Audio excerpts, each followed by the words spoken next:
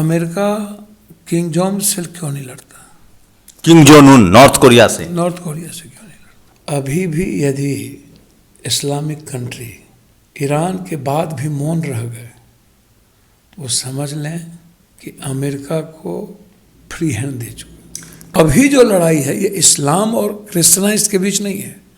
अभी जो अमेरिका की लड़ाई है वो दादागिरी की लड़ाई है और इकोनॉमी पर कब्जा करने की लड़ाई है।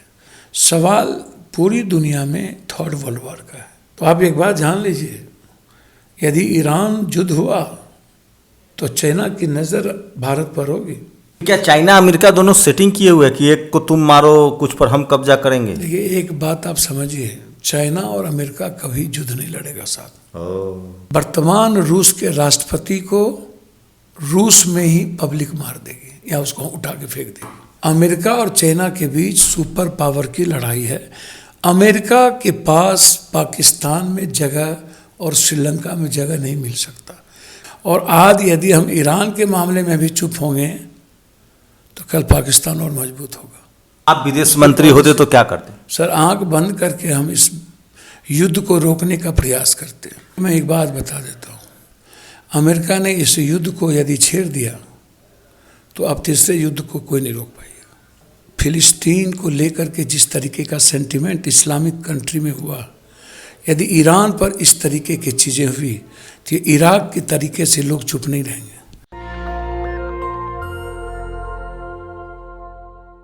क्या हम तीसरे वर्ल्ड वॉर में जा रहे हैं? ईरान और इजराइल के बीच युद्ध छिड़ गया है। फिलिस्तीन में लगातार निर्दोष लोगों को मारा गया है। मेरे साथ भारत के member of parliament Pappu Yadav हैं। 6 बार मेंबर ऑफ पार्लियामेंट रहे हैं, बिहार विधानसभा के मेंबर रहे हैं। और पूरी दुनिया में क्या चल रहा है राजनीतिक रूप से, सामाजिक रूप से, आर्थिक रूप से, ग्लोबली इकोनॉमी का क्या हालत है, सब पर इनकी बारीक नज़र रहती है। अमेरिका कहा जा रहा है कि 600 फाइटर प्लेन से ईरान पर हमला करेगा और ईरान को तबाह कर दिया जाएगा। देखिए मैं पहले भी कह चुका हूँ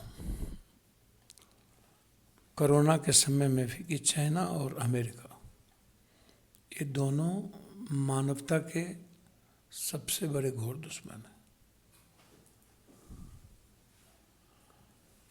आज मैं नहीं बोला हूँ, जब सद्दाम को ज़बरदस्ती फांसी दिया गया था, एक भी हथियार नहीं मिले, परमाणु नहीं मिला, उस वक्त भी मैंने कहा था कि निरंकुश हो चुकी है अमेरिका। मैंने उस वक्त भी कहा था। तो और सुनिए ना,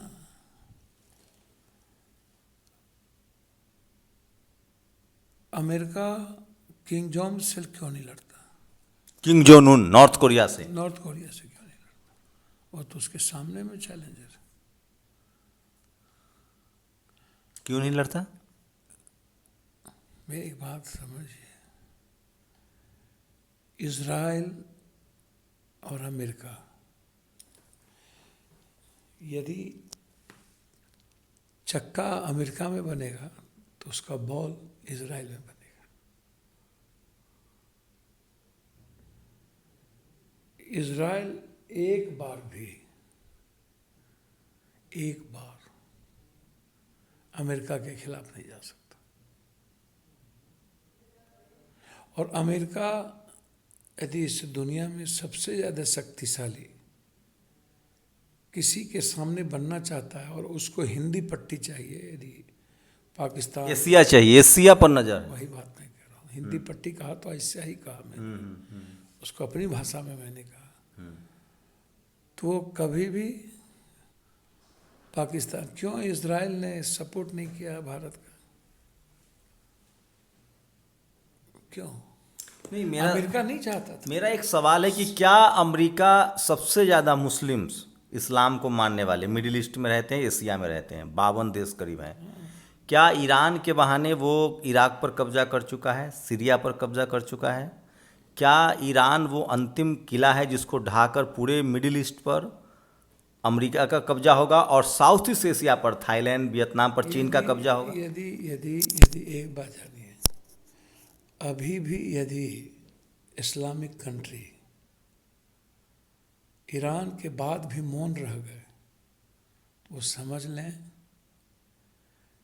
कि अमेरिका को फ्री हैंड दे चुका।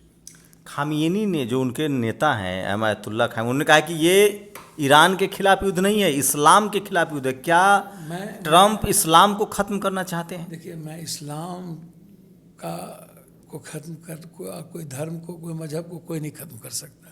अब अल्लाह को खामेनी ने कहा है, जो बड़े नेता हैं ईरान। वो देखिए, वो अपने बेनिफिट के लिए यदि किसी धर्म का आर लेते हैं, जैसे यहाँ हिंदू का आर लेते हैं नरेंद्र मोदी जी, तो वो सही नहीं है। लेकिन अमेरिका हमेशा इस्लामिक आइडियोलॉजी के खिलाफ रहे। मार्केट पर कब्जा करने की लड़ाई कारण है ना, उसके कारण है ना। जस्टिस क्राइस्ट और इस्लाम, ये दोनों की आइडियोलॉजी की टकराहट रही है, और अमेरिका क्राइस्ट को मानता है। अब समझिए, ये आज की लड़ाई नहीं है, ये वैचारिक लड़ाई है।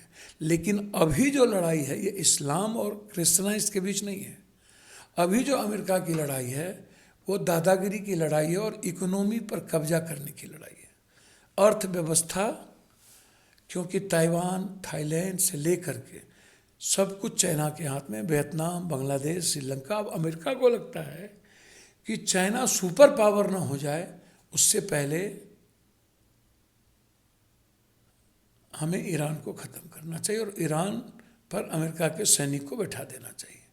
और वो जगह तलाशता है, और वो जगह मिडल ईस्ट में, वो जगह उसके पास ईरान के अलावे इजराइल के बहाने वो अपनी राजनीति करना चाहता है।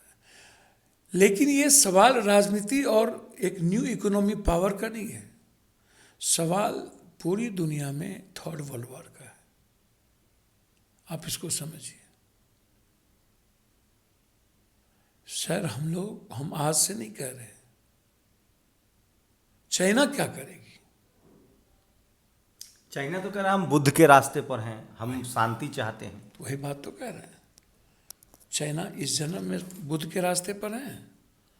पाकिस्तान के आतंकवादी को जो न्यू टेक्नोलॉजी का वेपन दे, और तुर्की जिसका दोस्त हो, और पूरा एशिया की ज़मीन वो कब्जा करके बैठा हुआ हो, नेपाल, श्रीलंका, बांग्लादेश, और ज़बरदस्ती भारत की ज़मीन कब्जा करता हो, तो आप एक बात जान लीजिए, यदि ईरान युद्ध हुआ तो चाइना की नज़र भारत पर होगी। इसको लिख लीजिए। लेकिन क्या दुनिया चाइना और अमेरिका के बादशाहत के चक्कर में पिस रही है? बाकी देश लड़ रहे हैं, आपस में सर फुटबॉल कर रहे हैं। सर, मैं वही बात कह रहा हूँ, अभी एशिया महाशक्ति को एक होना चाहिए, अमेरिका के खिलाफ, चाइना के खिलाफ, और हम पाकिस्तान से भी कहेंगे। तो क्या चाइना अमेरिका दोनों सेटिंग किए हुए हैं कि एक को तुम मारो, कुछ पर हम कब्जा करेंगे? देखिए, एक बात आप समझिए, चाइना और अमेरिका कभी युद्ध नहीं लड़ेगा साथ। इसको लिख लीजिए, आप इसको लिख लो। रूस भी नहीं लड़ेगा। रूस तो यूक्रेन से फंसा हुआ है। यूक्रेन से फंसा हुआ है, वो कहाँ परमाणु चला रहा है? यूक्रेन के पास तो परमाणु नहीं है। रूस को तो चाइना परमाणु नहीं है। और यदि रूस यूक्रेन को नहीं मिटा सकता ना, तो फिर आप लिख लीजिए, वर्तमान रूस के राष्ट्रपति को रूस में ही पब्लिक मार देगी या उसको उठा के फेंक देगी। तो ये क्या लग रहा है, क्या मुस्लिम कंट्री सब एक साथ आएंगे ईरान के पक्ष में, या अमेरिका के दबाव में वो अलग अलग हो जाएंगे? देखिए, एक बात समझिए, यदि आज मुस्लिम कंट्री ईरान के पक्ष में नहीं आता है ना, तो वो भविष्य को खत्म करता है। इस्लाम को खत्म करने की कोशिश है ट्रंप द्वारा। मैंने पहले, क्योंकि वो एलन मस्क और ट्रंप जो है वो एंटी इस्लामिक बात बोलते रहे हैं। मैं पहले भी कह रहा हूँ, ना तो कोई सनातन को खत्म कर सकता है, ना कृष्ण को, ना शिव को, ना राम को, ना इस्लाम को। ये अहंकार की लड़ाई है। ये हम बड़ा तो तुम बड़ा, और सुपर पावर कौन होगा, अमेरिका और चाइना के बीच सुपर पावर की लड़ाई है। अमेरिका के पास पाकिस्तान में जगह और श्रीलंका में जगह नहीं मिल सकता, क्योंकि वहाँ चाइना की गिद्ध दृष्टि है। तो उसके पास इजराइल के बहाने सिर्फ ईरान एक जगह बचता है। 10 करोड़ लोगों की जिंदगी खतरे में है। सर आप 10 करोड़ लोग विस्थापित होंगे, मारे जाएंगे इस युद्ध की वजह से। सर मैं इतने आपको बता दूं कि पूरी दुनिया को इस युद्ध को रोकने के लिए एक होना चाहिए। इसको आप समझिए, युद्ध सॉल्यूशन नहीं है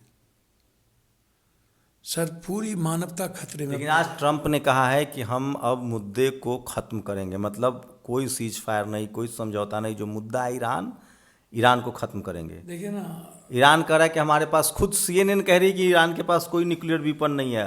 इराक पर जिस तरह के झूठे आरोप लगाए गए थे, ईरान के पास कोई न्यूक्लियर वेपन नहीं है। एकदम सही बात है, बिल्कुल सही उन्होंने कहा। जिस तरह इराक को सद्दाम को खत्म किया गया, उस तरह दादागिरी के साथ ईरान को खत्म करने तो की। क्या अमेरिका और चीन मिलके भारत, जैसे इराक से भी भारत के अच्छे रिश्ते थे सद्दाम हुसैन के साथ, ईरान के साथ भी भारत के अच्छे रिश्ते हैं। पाकिस्तान मामले में ईरान ने कुछ नहीं बोला। आप हमको एक बात बताइए ना, क्या भारत के रिश्ते को ईरान कभी भी भारत का दुश्मन नहीं हो सकता। इसको आप लिख लीजिए। कोई भी डेवलप कंट्री युद्ध नहीं चाहता है, इसको आप देख लीजिए। और भारत के मामले में उन्होंने कहा कि पर सीज फायर की जरूरत थी, और अब तुम कह रहे हो कि कोई सीज फायर की जरूरत नहीं है। एक सांसद के तौर पे आप क्या सोचते हैं, भारत की डिप्लोमेसी क्या होनी चाहिए? सर मैं तो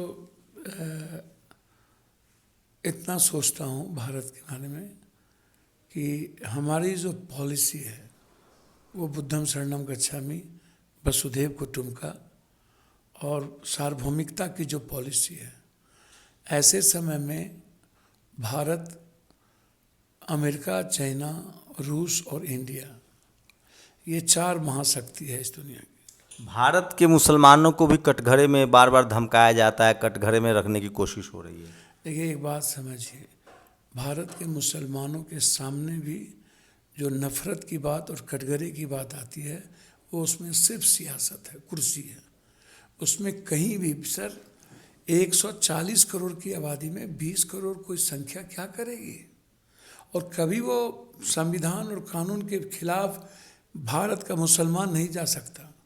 आप इसको लिख लीजिए। अगर आप सामरिक दृष्टिकोण से बात करें तो भारत को चाइना के मुकाबले किस तरह की तैयारी करनी चाहिए? सर हमेशा मैं आपको बता दूं, पहले भारत को अपने बगल के देशों से संबंध अच्छे बनाने चाहिए, पड़ोसी देशों से। पड़ोसी देशों से, उसमें श्रीलंका भी है, बांग्लादेश भी है, नेपाल भी है, पाकिस्तान भी है। और हम किसी से भी अच्छे रिश्ते नहीं बना के रखे। और आज यदि हम ईरान के मामले में भी चुप होंगे तो कल पाकिस्तान और मजबूत होगा।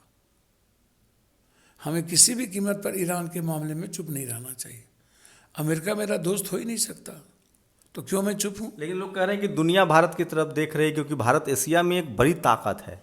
लेकिन भारत की पॉलिसी है कि अपना नफा नुकसान देखा जाए, न केहू से दोस्ती, न केहू से बैर। नहीं नहीं नहीं नहीं नहीं नहीं नहीं, कोई भी मजबूत कंट्री पेंडुलम में रह के नहीं जीती है, वो निर्णय आर पार लेता है। आप विदेश मंत्री होते तो क्या करते? सर आंख बंद करके हम इस युद्ध को रोकने का प्रयास करते हैं। आज मान लिए पार्लियामेंट का सेशन चल रहा होता तो देश के कानून बनाने वाले member of parliament Pappu Yadav क्या संसद में इस मामले पर क्या बयान देते?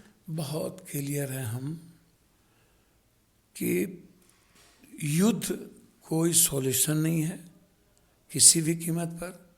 सर जब 10-10 करोड़ लोगों की ज़िंदगी खतरे में होगी तो आप इसको लिख लीजिए, पूरी दुनिया बट जाएगी, अलग थलग सब लोग होंगे।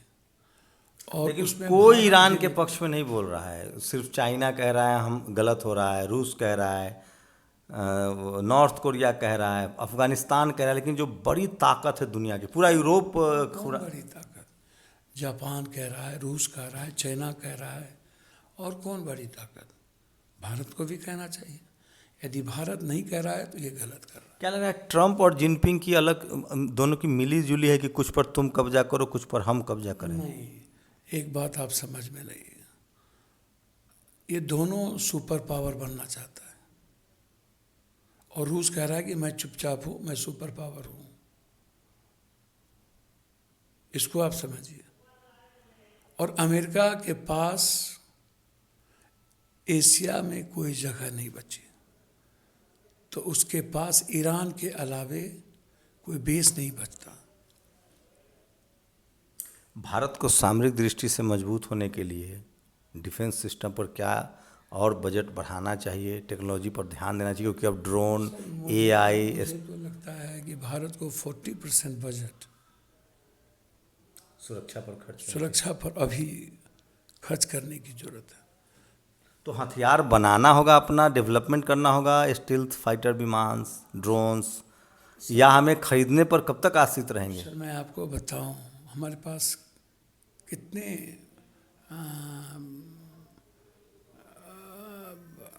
आयुध कारखाने हैं, कितना हम आयात लेकिन अब तरीका बदल गया है, अब ड्रोन्स का ज़माना है, फाइटर प्लेन का ज़माना है, और वो भी AI, बिना मानव रहित विमान। दुनिया में सबसे ज़्यादा ड्रोन्स किसके पास है? चाइना और अमेरिका के पास। जी ना, तुर्की के पास। पूरी न्यू टेक्नोलॉजी तुर्की के पास है सर, जिससे मुसान और इसराइल नहीं लड़ पा रही है सर। उसके ड्रोन को आप चैलेंज चाइना भी नहीं कर पा रही है। इस बात को आप समझ लीजिए। युद्ध होगा ये फाइनली, आपको लगता है? अमेरिका ने जिस तरह के संकेत दिए हैं, 600 फाइटर प्लेन तैनात हो रहे हैं, या कोई सॉल्यूशन निकलेगा? देखिए मैं एक बात बता देता हूँ, अमेरिका ने इस युद्ध को यदि छेड़ दिया तो अब तीसरे युद्ध को कोई नहीं रोक पाएगा। तीसरा वर्ल्ड वॉर होगा जी। कौन कौन देश किस तरफ से लड़ेगा? सर आप एक बात, अंतिम सवाल को जान लीजिए। यदि आप फिलिस्तीन को लेकर के जिस तरीके का सेंटिमेंट इस्लामिक कंट्री में हुआ, यदि ईरान पर इस तरीके की चीज़ें हुई तो इराक के तरीके से लोग चुप नहीं रहेंगे, ये याद रखिएगा। और अंतिम में चाइना आप देख लीजिएगा ईरान को सपोर्ट कर देगा। तो ये बड़ी खबर है, और मैं फिर कह रहा हूँ, एशिया पैसिफिक रीजन में अमेरिका की लगातार कोशिश होती है कि युद्ध को प्रशांत महासागर में, जल डमरू मध्य, भूमध्य सागर और लाल सागर में लड़ा जाए। लेकिन ईरान ने कहा है कि मेरे पास इजराइल से लड़ने से ज़्यादा आसान है अमेरिका के बेड़ों पर हमला करना। इस समय थर्ड वर्ल्ड वॉर की चेतावनी दी जा रही है, और सोचिए, कहा जा रहा है कि क्या ईरान पर अमेरिका हमला करेगा, क्या उसके बाद एशिया में एक बड़ी स्थिति पैदा होगी? ये बड़ा सवाल है। पप्पू यादव वो शख्सियत हैं जो लगातार देश के ही नहीं, आर्थिक मुद्दा हो, सामरिक मुद्दा हो या इंटरनेशनल मुद्दा हो, बेबाकी से अपनी राय रखते हैं।